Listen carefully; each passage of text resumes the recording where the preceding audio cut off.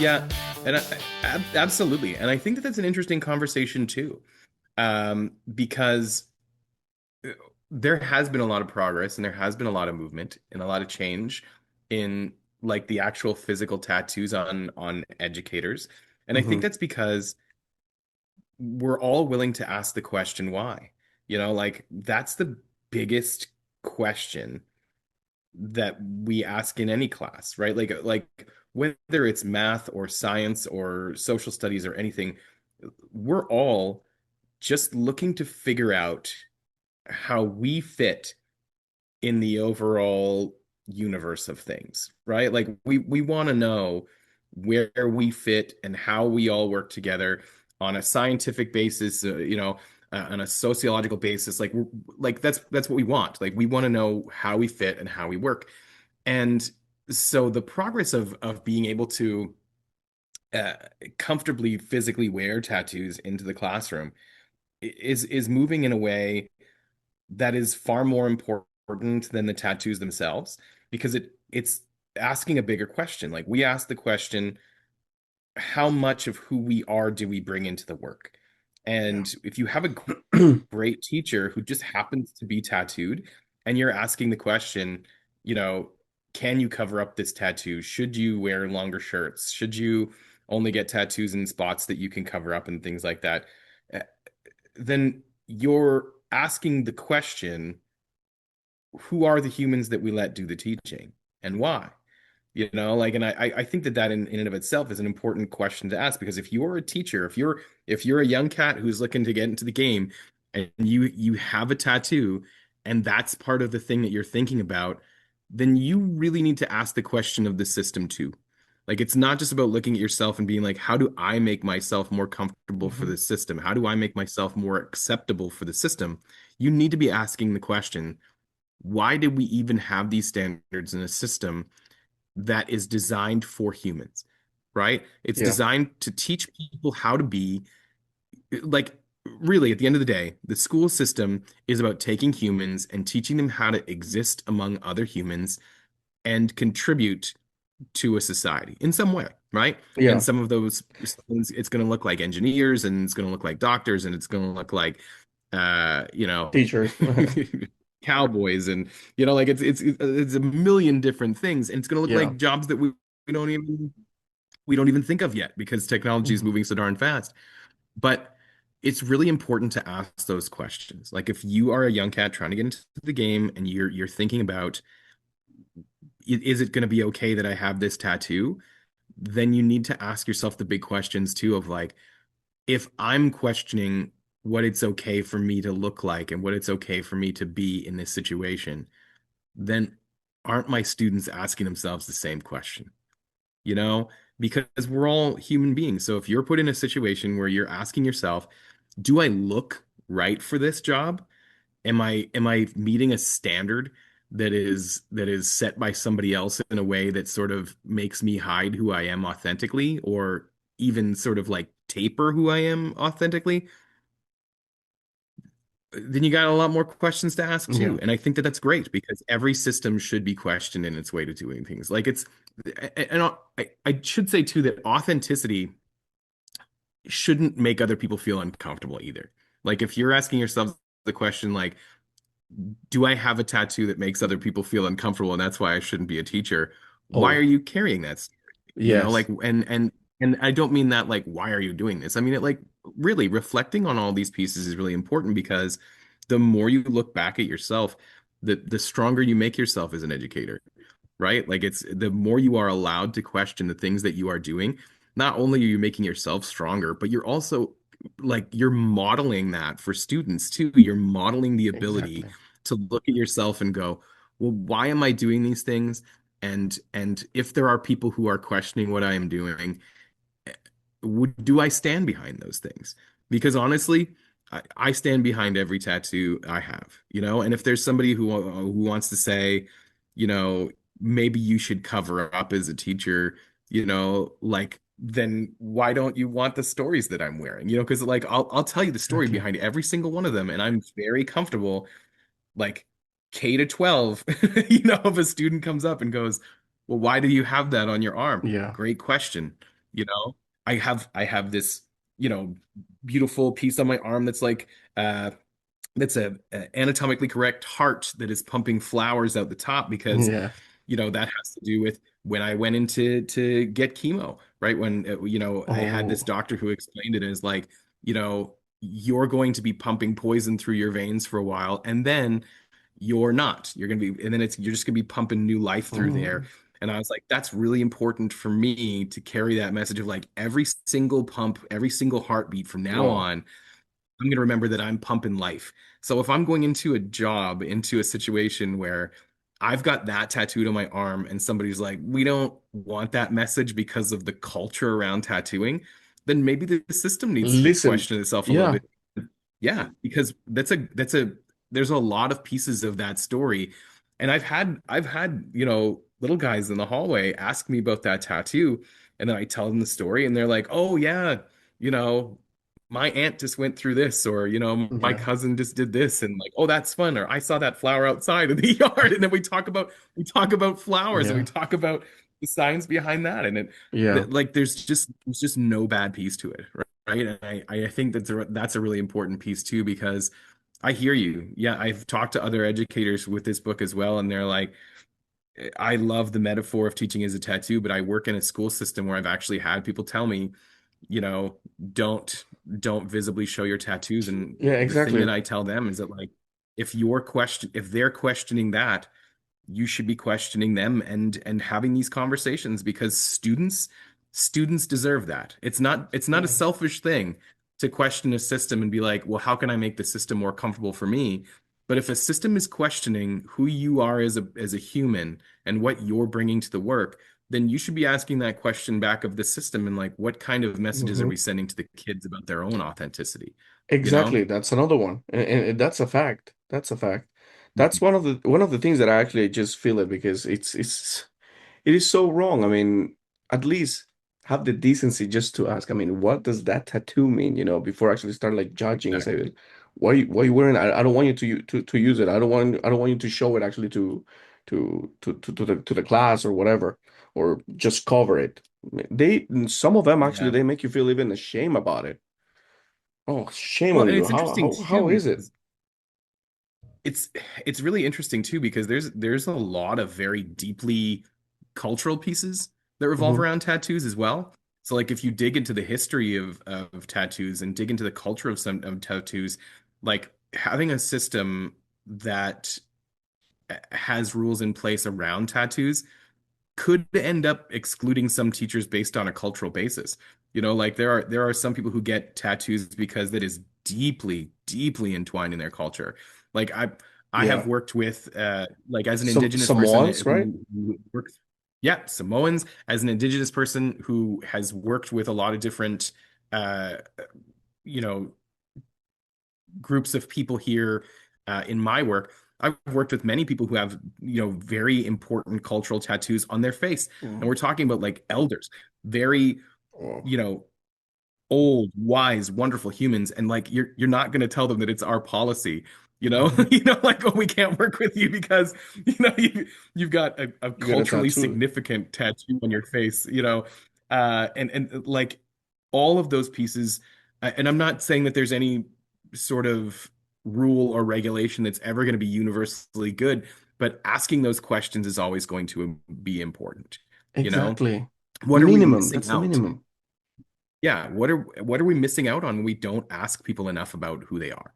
You know, like if you see a tattoo, or if you see, whether it's a tattoo or whether it's a student who's carrying like a sad face, or carrying like a backpack of a character they like, or like anything like that, care enough to ask those questions, right? Instead of creating like a universal assumption about anything. Exactly.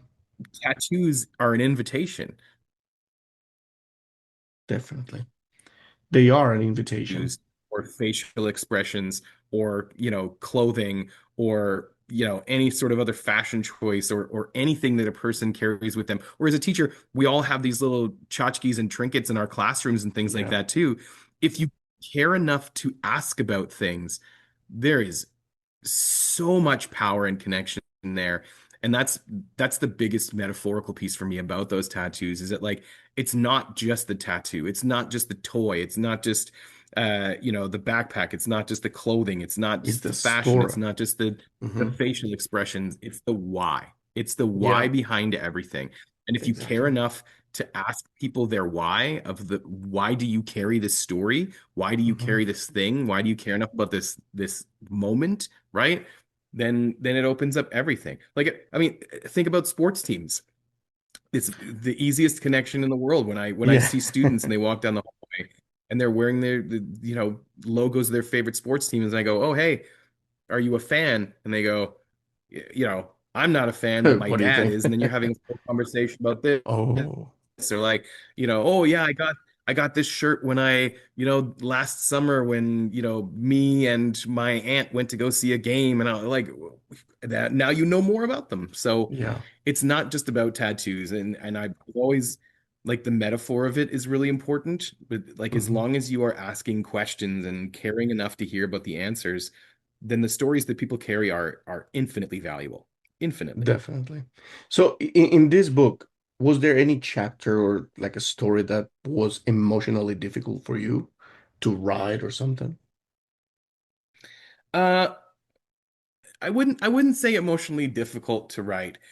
Um, because the tattoos I carry, some of them are happy and some of them are stories that are very difficult for me to carry. But all of the tattoos that I have are stories and lessons that I think are really important for me to carry. But then as I'm like I spent a lot of time reaching out to teachers to talk about their tattoo stories and to hear about their tattoo stories. And a lot of them were just wonderful and inspirational and things like that. But I think that the hardest thing emotionally for me to write in this book was that I want teachers to see themselves in this book, even if they're not tattooed. Like every single page that I wrote, I had this real sort of pang in my heart a little bit where I was like, there are some teachers who are going to walk by this book and they're going to go, well, that's a cool idea, but I don't have any tattoos, Hmm. And I just every time I wrote, I was like, I hope that everybody who is an educator at some point gets to understand that like the tattoos are a metaphor for everything that you carry into the room. Like it always broke my heart a little bit that I was going to come across some teachers who were like, "Oh, well, I don't have any tattoos." So Yeah. that part was kind of difficult for me to write because That's I never want anyone to feel like they're not part of the story and not part of the journey. Like I want everyone to know that like there's billions of people on the planet and I wish I could sit down and break bread with every single one of them and have a little chat with all these wonderful human beings. So that's the part that was emotionally difficult for me to write about the book was that like I just want people to understand that as much as this is about tattoos, it's not. It's about every single story that everyone carries. Like I yeah. wish I could look every teacher in the face and look them right in the eye and say, regardless of whether or not you have a single tattoo on your skin, I see that you are a human who carries stories into the work and carries experiences into the work. And I love really important. Like as soon as somebody looks you in the eye and tells you, you as an individual make the teaching job better, you like you you, you do good work because you're you. You talked about young teachers earlier, and I think that the biggest thing for young teachers is they try to figure out what people want them to be, right? It's Mhm. hard to figure out what a good teacher looks like because it looks like so many different things, especially when you're young and you Exactly. have all these different great examples working hard around you. But like I just wish I could look everyone in the face and like look them right in their gorgeous eyes and say, listen, like you are here because you are a human doing human work, and that's what the book is about. The book is saying, look at yourself in the mirror and be like, I'm not perfect, and I'm not, you know, teacher X down the hall and teacher Y in the other part of the building. I'm me, and that's why I'm going to be good at this, Exactly. and I think that that's what unlocks the superpowers that you mentioned earlier, you That's the know? So legacy. that's yeah. And I mean, I should say too that the other part that is emotionally difficult about writing the book is knowing that it only has a certain amount of pages. And they're like people underestimate the amount of teacher tattoo stories that are out there. Uh, like after this book published, the amount of people who have connected to me in some way, shape, or form, social media or conferences and presentations and all Yeah. that jazz, like and they've been like, this is my tattoo and I carry it for this. And So I wanted to cool. show you this. And like, I just wish I could have, like, we could write 10 volumes of this book that's all just Wow. pictures of teacher tattoos that are like wonderful, wonderful stories that they've told. And I want them. Yes. Like if you reach out to me on social media and tell me your tattoo story. And I just love it. Like I want to hear them all. Like like I've said it too many times already in this conversation. If I could stop time and have conversations with every human being about the stories that they You lived, like you will that's do it definitely. I would. It would. But, like it makes us all richer. They tell us to fit into a mold. They tell us to follow the script, hide our edges, and blend in. Teaching is a tattoo. Discover the stories of educators who refuse to hide. Own who you are. Read Teaching is a Tattoo today.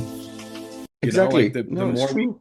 we collect the stories of other people in our travels, the deeper we become as humans, right? So Yeah. Now, I would like to invite you to help me now. I need your help. Would you please okay, share your details of the book? okay, Where can people actually get the book? Because, you know, I would like to do this service because I love what I do. I'm a teacher. I got a tattoo, and I think we all deserve to be heard and respected as well. We're all teachers. We have stories behind. We have all stories. And I think this book is a really,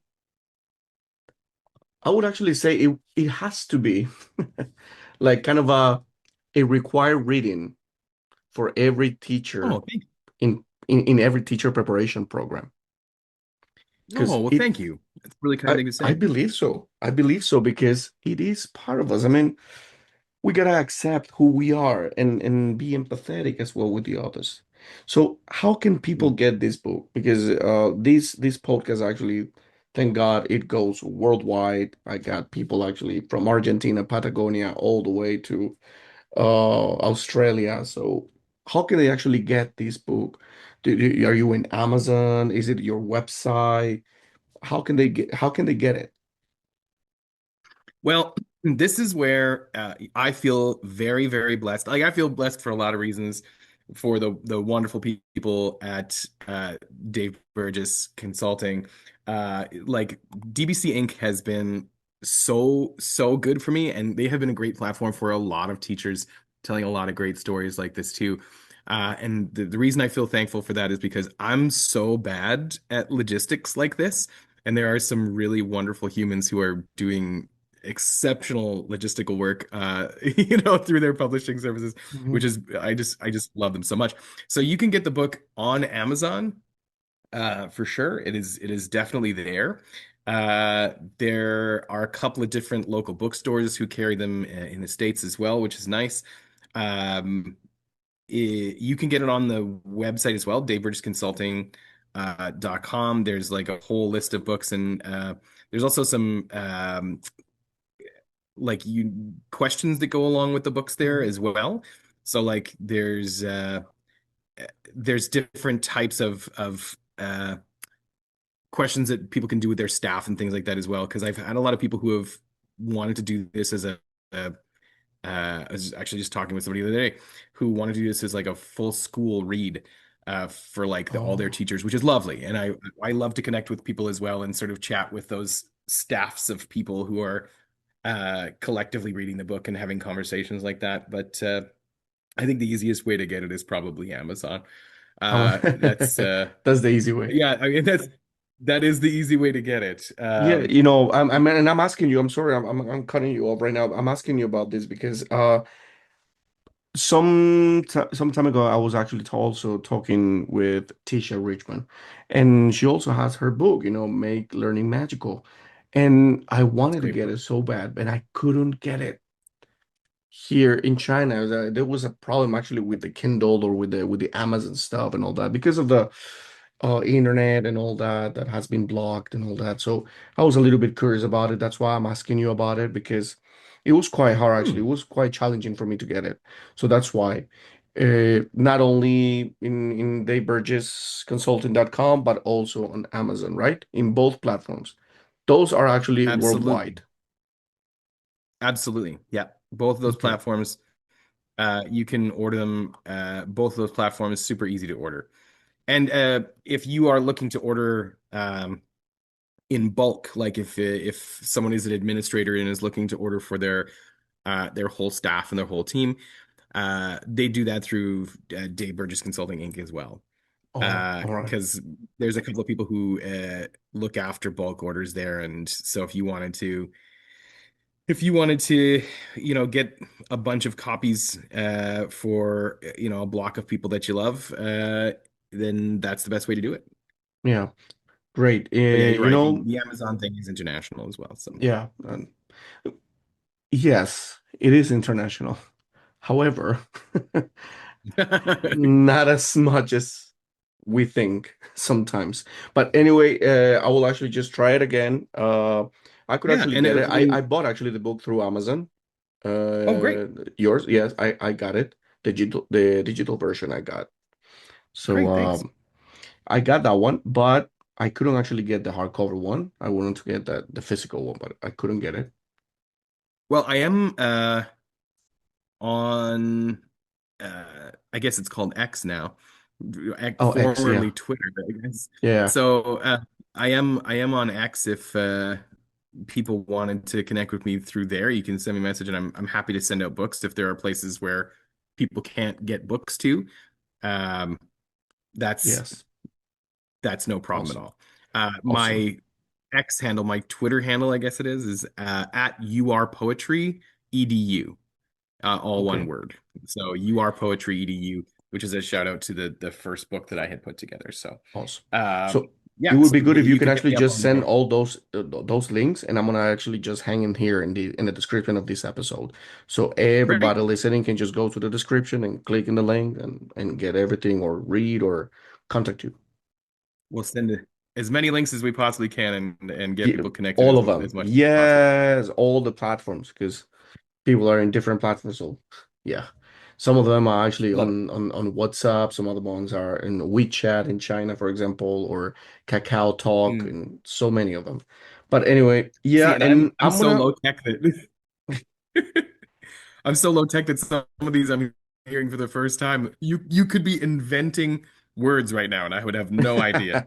So I'm a very low tech person that way. So I'm a paper and pen kind of guy, but yeah, me too. There's no other option, man. No other option. So yeah, and I'm gonna actually just yeah, put I this one know, in one of the absolutely. I'm gonna actually just make a little bit of a video about this one because I think it's, as I told you before, I think it's really worth reading it. So I'm just gonna make a little video about it, and I'm gonna be doing a congress, like 3 days ELT congress. So I'm gonna just put it there, and I'm gonna advertise it there within these 3 days. This is a really good one. Well, I really appreciate that. I mentioned to you, like there are teachers, but there are also teachers who want to read books like this just to get new activities for the classroom. The book is full of like if you don't have time to is full of activities that you can just photocopy and just run with on a Monday morning too, Oh, because the idea here is that it's not just about teacher stories and how to sort of bring yourself most authentically into the learning. It's about making space for students to do the same. So like there's a big section in every single chapter where there are activities.